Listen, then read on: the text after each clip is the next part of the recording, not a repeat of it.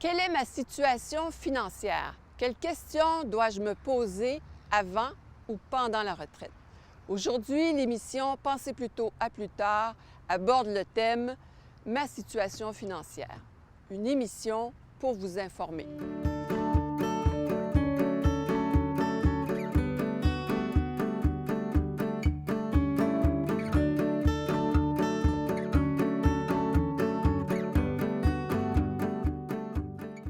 Aujourd'hui, pour tenter de répondre à toutes nos questions, on rencontre en entrevue M. Jean-François Robert, Mesdames Sylvie Bonin et Isabelle Guérard. Pour avoir une meilleure perspective de sa situation financière à la retraite, je rencontre Sylvie Bonin, coordonnatrice de la CEF-Estrie, et Isabelle Guérard, également coordonnatrice à la QDR Sherbrooke. C'est certain qu'à la retraite, la grande majorité des gens vont avoir une baisse de revenus. Alors, c'est mieux de l'anticiper que de se frapper dessus et de se retrouver en situation financière problématique.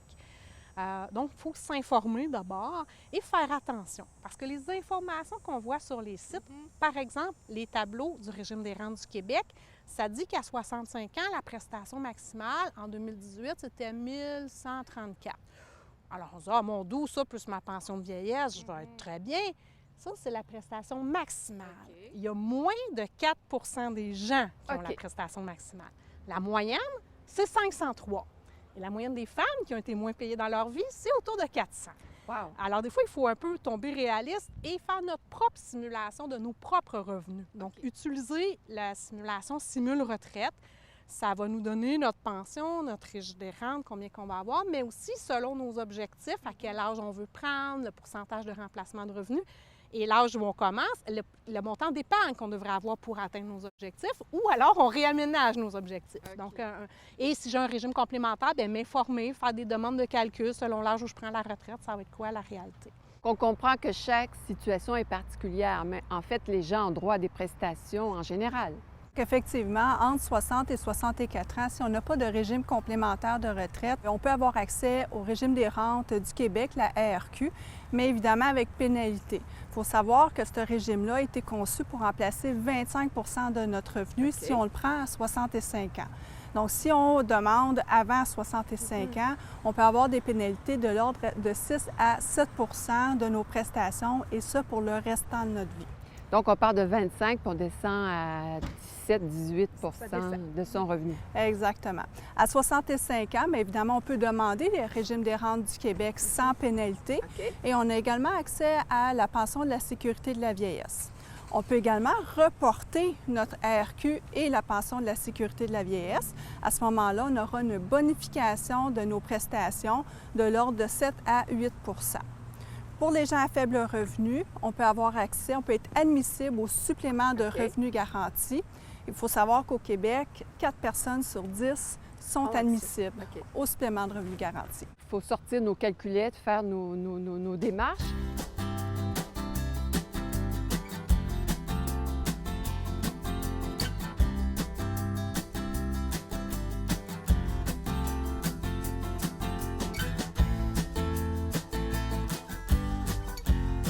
Par rapport à l'âge de prendre notre retraite, on s'y prend comment? La retraite RRQ, pension et tout. Bien, la première chose qu'il faut mentionner, c'est que l'âge de la retraite et l'âge où on demande nos prestations, c'est pas nécessairement équivalent. Il y a une grande souplesse, il y a plusieurs formules. Il y a des gens qui demandent leur régime des rentes du Québec à 60 ans, mais continuent de travailler. Il y a des gens qui ont pris leur retraite et qui retournent travailler sans que ça enlève leurs prestations. Donc, les formules sont nombreuses. Et on entend de tout. Il y a des gens qui vont vous dire « demande-la à 60 ans, travaille puis épargne ça ». Il y a d'autres gens qui vont vous dire « demande-la le plus tard possible ». Il y a des conseillers financiers même qui disent si vous avez beaucoup d'épargne, vous pourriez prendre une partie de votre épargne pour vivre un an ou un peu plus pour reporter les prestations qui, elles, une fois bonifiées, vont être indexées à vie. Donc, c'est un peu une petite assurance contre une espérance de vie plus longue. Donc, il y a de tout, mais chaque situation est particulière. Il n'y a pas une réponse unique. Si on est admissible au supplément de revenu garanti, le raisonnement ne sera pas le même si on a un conjoint, si on a une prestation de survivant. il y a des éléments financiers, mais il y a aussi des valeurs, des choix personnels. Il y a des gens qui disent, moi, je veux l'apprendre pendant que j'ai la santé, je veux voir grandir mes petits-enfants. C'est légitime, mais il faut quand même être conscient de l'impact financier. C'est beau de vouloir prendre sa retraite en santé, mais si on est pauvre dans la misère et qu'on s'endette, on ne fait pas de voyage. Donc, il faut doser le tout. On peut bonifier, comme Isabelle disait. Mon montant maximum est atteint à 70 ans. Par contre, compte tenu, si j'ai une prestation, je me prive de prestation pendant 5 ans pour avoir une prestation plus grosse, avant de récupérer les 5 ans que je n'ai pas eu, ça va prendre du temps. Compte tenu de l'espérance de vie autour de 81 ans pour les gars, soit 85 ans pour les femmes, la plupart des conseillers financiers qui analysent ça disent que c'est rarement avantageux de reporter plus que 68 ans. Si dans votre famille, tout le monde est centenaire, bien là, peut-être c'est différent. Et dans le fond, il faut vraiment analyser notre situation, faire nos simulations et idéalement aller voir un conseiller pour valider nos raisonnements, nos calculs, nos projets. Par exemple, on peut avoir pris la RRQ à 60 et considérer qu'on a fait une faute et demander la pension de sécurité de vieillesse plus tardivement. Bonifier, entre-temps, retourner travailler parce qu'on n'a pas assez de revenus. Donc, il y a beaucoup d'options possibles et il y a toujours moyen de se réchapper un petit peu. OK.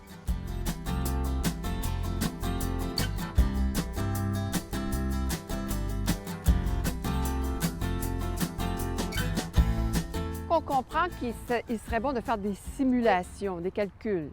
Oui. Quand on va sur le site de Retraite Québec, il y a 2 formules de simulation. Une formule Simule R, si je ne me trompe pas, qui est rapide. J'écris l'année de ma naissance, à quel âge je veux prendre ma retraite, ça fait combien d'années que je cotise au régime des rentes du Québec, c'est quoi mon salaire actuel brut, puis l'âge où je pense prendre ma retraite. Puis si j'ai de l'épargne, je ne me rappelle plus si on écrit ça. Et là, ça nous donne un grosso modo. Ça me dit, avec ça, puis là, on voit aussi sur le graphique combien je vais avoir du fédéral, combien je vais avoir, combien qui manque pour mon objectif et combien je dois épargner par semaine ou par mois pour arriver à ça. C'est un grosso modo. Quand on approche puis qu'on veut faire ça sérieusement, on rentre avec notre code et là, on va avoir un compte à nous. Et là, ils ont accès à nos vraies données. Donc, exactement combien j'ai gagné dans ma vie, combien je vais avoir du régime des rentes, puisqu'on ne se rappelle pas toujours avec exactitude. Et là, on va avoir une simulation beaucoup plus précise. Mais c'est une petite affaire plus longue à faire. Donc, les gens peuvent, selon leurs besoins et leur âge, faire les deux. Et ça donne quand même une bonne idée. Soit qu'on va avoir moins qu'on pense qu'il faudrait épargner, ou soit que peut-être on peut modifier nos objectifs, finalement. Donc, on va à Simule Retraite. Simule Retraite. Sur le site Oui, sur le site. Et sur le site de Penser plutôt à plus tard, on a mis le lien vers Simule Retraite. On a aussi mis le lien vers le supplément de revenu garanti si les gens veulent voir s'ils pensent avoir droit, avec des petites consignes sur comment évaluer ça, grosso modo. Donc, de ne pas se gêner d'aller sur le site Penser plutôt à plus tard. Les liens vers les principales ressources, les principaux calculateurs sont là. Sur la page Ma situation financière, c'est très complet.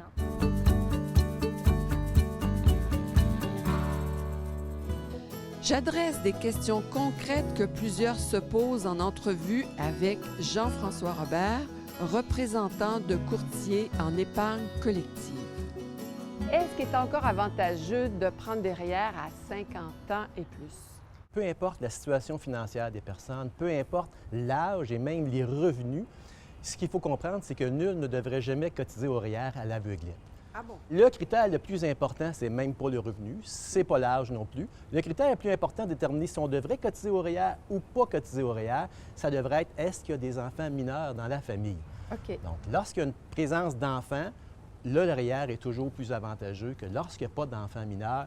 Là, ça devient un peu plus différent à ce niveau-là. Parce que c'est sûr qu'à 50 ans et plus, il peut avoir des enfants mineurs. C'est pour ça que l'histoire du 50 ans et plus, on suppose toujours que il n'y a plus d'enfants mineurs, mais j'ai souvent des circonstances où des personnes ont 50, 55, même j'ai des cas de 65 ans et plus qui ont encore des enfants mineurs. Donc, le seul gros avantage à ce niveau-là, c'est que lorsqu'on atteint 50 ans et plus, c'est plus facile d'évaluer la situation financière de la personne et de regarder sa réalité fiscale qu'il va avoir à 65 ans. Et donc, c'est pour ça qu'à ce moment-là, le beau graphique que vous voyez à l'écran nous permet justement de définir c'est quoi la réalité fiscale à 65 ans. Dès qu'il n'y a plus d'enfants mineurs, donc ce n'est pas une question d'âge en réalité, c'est dès qu'il n'y a plus d'enfants mineurs, on doit s'interroger sur la pertinence de prendre des REER. OK. La réalité fiscale est un peu différente de ce qu'on s'attend normalement. Donc, on parle souvent que normalement, la fiscalité est parfaitement progressive. Donc, le côté qui est parfaitement progressif, c'est les bandes rouges. Donc, vous voyez que les bandes rouges augmentent progressivement d'un taux d'imposition inférieur à un taux supérieur. Par contre, lorsqu'on regarde les différentes mesures socio-fiscales, donc les mesures socio-fiscales, je vous les présente à l'écran. Du côté gauche, vous avez plus précisément le supplément de revenu garanti, vous avez les cotisations à la RAMQ, et au centre, on va regarder un peu plus les bandes noires qui représentent à ce moment-là la TPS, vous avez les bandes roses qui représentent le crédit solidarité, et qu'est-ce qui est dans le cercle jaune, on voit les crédits en raison de l'âge.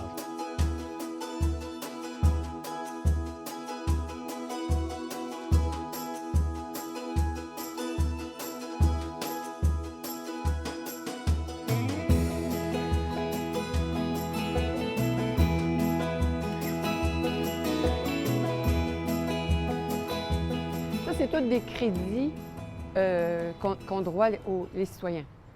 Bien, c'est tous des crédits que les citoyens ont et c'est tous des crédits qui se trouvent à être impactés lorsqu'on retire des REER. OK. Donc, c'est important de les considérer.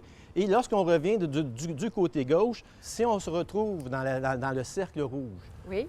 nous avons donc un célibataire qui a un revenu de retraite avec la pension de sécurité de vieillesse et le régime des rentes du Québec d'environ 15 à 20 000 Oui. Et si à ce moment-là, s'il retire un REER, on va mettre un montant de 1 000 de REER. Donc, ce qu'on voit dans le graphique, c'est qu'en retirant 1 000 de REER, il se trouve automatiquement à perdre 500 $ au OK. niveau du supplément de revenu garanti et à cotiser un montant additionnel de 50 $ au niveau de la RAMQ. OK. Donc, on appelle ça un taux d'imposition marginal de 55 %. Donc, il lui reste sur son 1 000 $ à peine 450 $ pour vivre. Est-ce que peu de gens prennent connaissance de ça avant de décaisser le REER?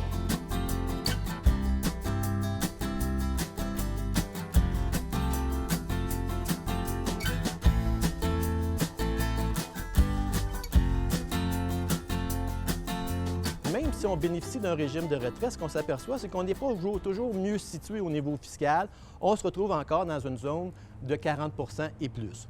Donc, la ligne rouge montre très, très clairement qu'en tout temps, pour un célibataire, il est très, très difficile d'avoir un taux d'imposition inférieur à 50 %. Je pense qu'on va avoir un taux d'imposition plus faible en vieillissant, mais ce n'est pas nécessairement le cas. C'est souvent le cas contraire. OK. Donc, pour le célibataire, je dirais que vous avez 90 % des chances d'avoir un taux d'imposition supérieur, même si on essaie de vous dire le contraire. OK. Le deuxième tableau nous permet de définir un peu plus quand est-ce qu'on devrait privilégier le REER, quand est-ce qu'on devrait privilégier le CELI. Donc, on voit ici clairement que ceux qui gagnent plus de 100 000 $ que ce soit en titre de personnel ou à titre familial, que le REER est toujours, presque toujours avantageux. Mais là, on voit clairement que le 100 000 et plus, les REER sont plus avantageux.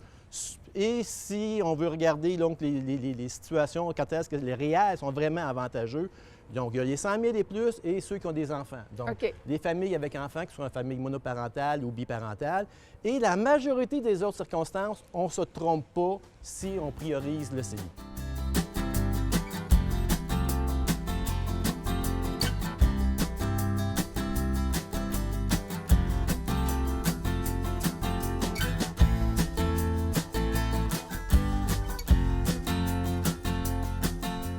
Qu'est-ce que vous suggérez aux gens qui planifient ou qui sont à leur retraite et qui ont des préoccupations importantes à ce propos, là, la question financière? Là, ce qu'on vient de voir, c'est que la qualité est très, très importante. Donc, à mes yeux puis aux yeux de plusieurs conseillers financiers, l'impôt, c'est la mesure la plus importante à considérer. C'est elle qui va déterminer qu'est-ce qui va se passer au niveau de notre retraite. Donc, c'est sûr que ça vient jouer au niveau du décaissement, ça vient jouer au niveau de la fructification de nos actifs. Donc, le point le plus important à considérer, c'est l'impôt.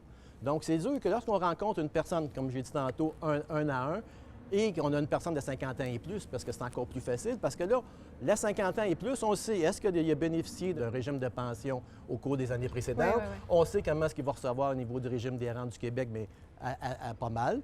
On sait s'il est célibataire, s'il risque de rester célibataire ou d'être en couple. Donc, sa situation fiscale est plus facile à saisir. Le portrait est clair. Le portrait il est clair à partir de 50, 55 ans. Là, on a parlé tantôt qu'il n'y a probablement plus d'enfants, etc. Donc, là, on peut faire le portrait. C'est quoi à la retraite? Qu'est-ce qu'il devrait avoir comme revenu? En sachant ses revenus, on peut déterminer donc son taux d'imposition. Et là, après ça, on fait l'étape contraire. En date d'aujourd'hui, c'est quoi son taux d'imposition?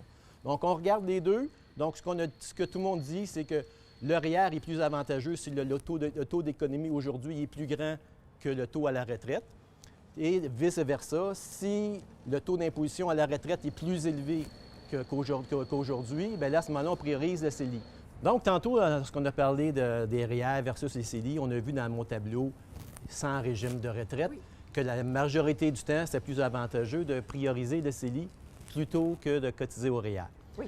Donc, lorsqu'on se retrouve devant une personne qui est rendue à 50 ans et plus, qui se questionne à savoir qu'est-ce qu'il devrait faire, donc on vient de dire prioriser le CELI, essayer de stopper les cotisations REER, peut-être mettre en place une stratégie de rachat ou de décaissement, prenez des beaux termes, de décaisser les REER. Oui. Et la dernière stratégie qui est importante pour ces personnes-là, c'est de commencer à penser à décaisser le régime de rente du Québec. OK. Donc, on peut demander le régime de rente du Québec à 60 ans ou à 65 ans. Pour ces personnes-là, ils devraient privilégier de commencer tout de suite à 60 ans. Et après ça, bien, dans le graphique, on avait la section jaune, tantôt qu'on parlait, pour les personnes qui bénéficient d'un régime de pension. Bien, pour ces personnes-là, ça devient un petit peu différent, bien que pour les célibataires, encore une fois, ils doivent quand même prioriser le CELI. Donc, maintenant, si on regarde au niveau des couples, les couples, la situation est un peu particulière parce que les couples, lorsqu'ils bénéficient d'un régime de pension, toutes les circonstances peuvent arriver. Donc, c'est pour ça, tantôt, je disais, il faut faire attention lorsqu'on généralise, parce que plus qu'on généralise, plus qu'on s'écarte. Oui.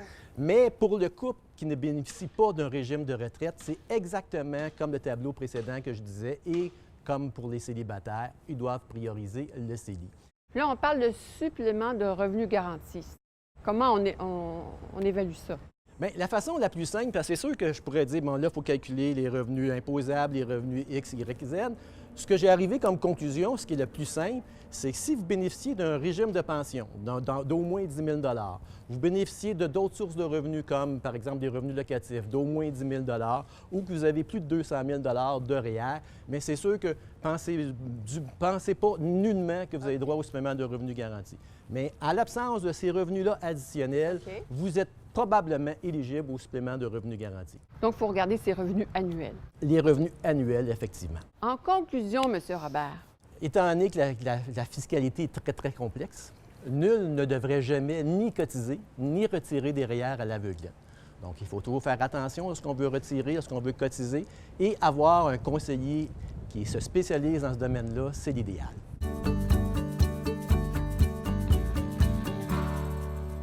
On comprend que dans l'idéal, rencontrer un conseiller financier, c'est une bonne chose. Mais ce n'est pas monsieur, madame, tout le monde qui peut se le permettre. Et que suggérer aux personnes à plus faible revenu ou même en difficulté financière? Bien évidemment, il faut s'informer, il faut s'outiller. Par exemple, assister aux ateliers, penser plutôt à plus tard peut être une bonne chose. Si on a besoin d'aide pour faire notre budget, il y a des organismes communautaires qui existent dans à peu près toutes les régions. Par exemple, ici à Sherbrooke, il y a Solutions Budget Plus qui peut vous accompagner pour vous aider à faire votre budget. Si on est à faible revenu, il y a des bonnes chances qu'on peut être admissible au supplément de revenu garanti. Et comme l'a mentionné M. Robert, notre admissibilité au supplément de revenu garanti va vraiment déterminer à quel âge je vais demander mon RQ, mon régime des rentes du Québec, et également quand je vais décaisser mes REER. Donc, le supplément de revenu garanti, ce qui est important, c'est que ce n'est pas encore tout à fait automatique. Il faut vraiment en faire la demande si on pense qu'on est admissible et il faut en faire la demande 11 mois avant. Il y a une autre prestation qui est souvent méconnue, c'est l'allocation. Cette prestation-là, elle est pour les personnes de 60 à 64 ans au niveau fédéral dont leur conjoint a le supplément de revenu garanti. Donc, ça vaut vraiment la peine de s'informer. Et qui dit supplément de revenu garanti, est-ce qu'on peut continuer à travailler et toucher le supplément de revenu garanti ou comment ça fonctionne? Les règles ont été assouplies récemment. Pour toucher le supplément de revenu garanti, il faut avoir demandé sa pension de la sécurité de la vieillesse. Donc, si je la reporte, je n'aurai pas mon supplément. Donc, j'ai aucun intérêt à reporter ma pension de la sécurité de la vieillesse si je suis admissible.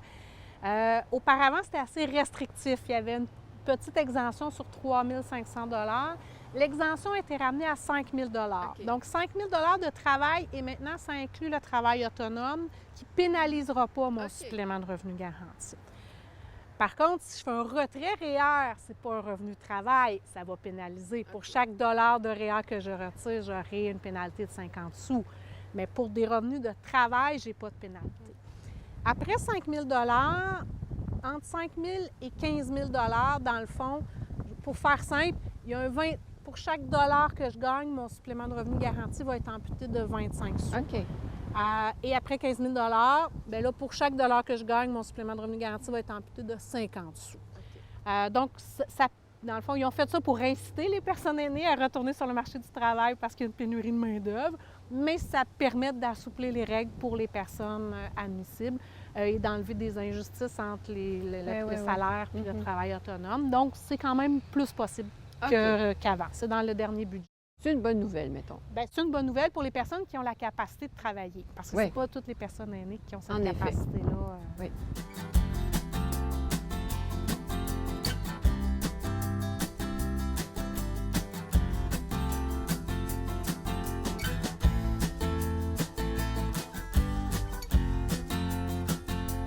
On entend de plus en plus parler de l'endettement chez les aînés. En même temps, c'est un sujet tabou. Oui, il y a de plus en plus de personnes aînées endettées, mais les personnes qui ont cet endettement-là, les gens ont honte d'être endettés. Ouais. L'endettement en général est tabou, mais davantage chez les personnes aînées. On a l'idée que quand on arrive à la retraite, on a réglé nos dettes. Alors les gens, pour qui ce n'est pas le cas, se sentent un peu honteux d'avoir pas réussi à y arriver et pensent qu'ils sont un peu tout seuls à avoir raté leur coup là-dedans. Alors, ils n'en parlent pas. Alors, comme personne n'en parle, les gens ont l'impression qu'ils sont tout seuls de leur gang à avoir pas réussi. Et c'est le cercle vicieux un peu de la honte. Il y a une personne sur deux de 65 ans à mon temps qui a une dette. C'est pas toujours une dette dramatique, mais quand même, c'est une dette. Et le groupe dans la société là, dont l'endettement augmente le plus, c'est les 65 ans et plus. Puis le deuxième groupe, c'est les 56 à 65. Donc, il y a une augmentation claire de l'endettement chez les personnes aînées. Les gens se sentent coupables, mais les causes sont multiples. Oui, il y a des gens qui ont parfois pas assez épargné ou qui sont laissés tenter par une grosse maison, une grosse auto proche de la retraite. Un VR. Bon, tout ça. Mais il y a surtout des gens, il me semble qu'une personne sur deux ne prenne pas sa retraite à un moment vraiment choisi ou planifié. Pour toutes sortes de raisons, perte d'emploi, santé, proches autour, tout ça. Ça désorganise les finances. Les problèmes de santé aussi. Il faut se rappeler que les pré-retraités sont en sandwich entre leurs enfants qui font des études prolongées, leurs parents qui ont des problèmes de santé, puis eux-mêmes dont parfois la santé connaît des ratés.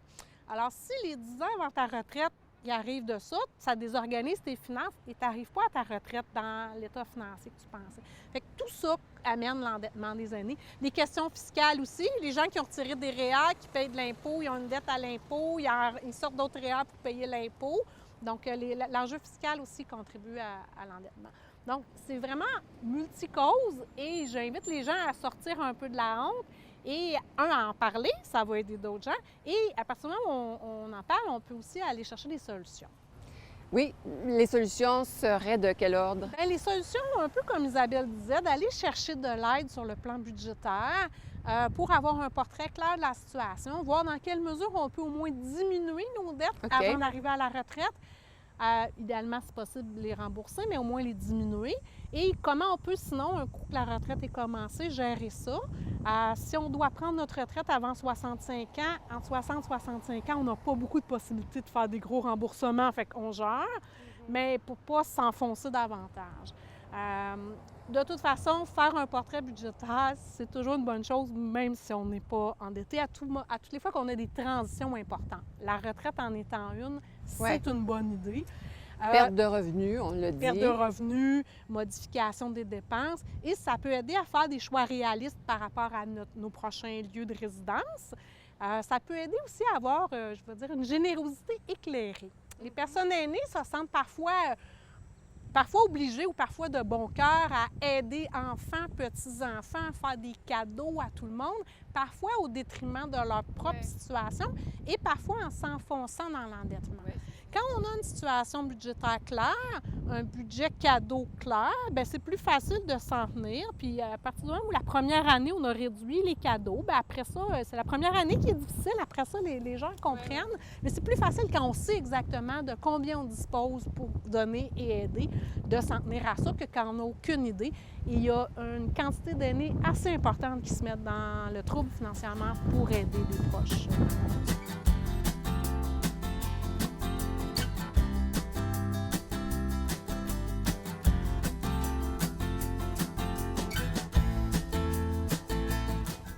Et les ressources, mettons, que je veux mettre en application, ce que j'ai entendu aujourd'hui, est-ce qu'il y a des ressources particulières où trouver l'information approfondir? Effectivement, dont le site de Penser plutôt à plus tard, dans le volet Ma situation financière, vous allez trouver des liens vers des outils, des calculateurs de revenus. Vous allez également trouver les liens vers les sites gouvernementaux qui vont vous informer sur les différentes prestations, mais également sur les différents crédits d'impôt, remboursables ou non remboursables, auxquels on pourrait être admissible avec toutes les conditions qui sont rattachées pour les différents crédits d'impôt. Vous trouverez également plusieurs autres informations sur le site Internet. On invite les gens aussi à s'inscrire à l'infolette. Donc, comme ça, vous allez être au fait là, des dernières nouvelles. Parce que là, aujourd'hui, on a parlé de la situation financière en 28 minutes ou 30 minutes, mais on peut s'inscrire à un atelier beaucoup plus long, de 2h30, et c'est gratuit, n'est-ce pas? Effectivement, les ateliers sont gratuits et on va beaucoup plus en profondeur dans les informations. Okay. J'invite les gens là, à aller sur le site et à s'informer sur les ateliers disponibles. Et on peut s'inscrire aussi sur le site. Exactement. Merci d'avoir été des nôtres. Ne manquez pas la prochaine émission Mon Chez moi demain pour vous guider dans vos choix afin de vieillir à la bonne adresse. Sur ce, l'équipe de Pensez plutôt vous dit à plus tard.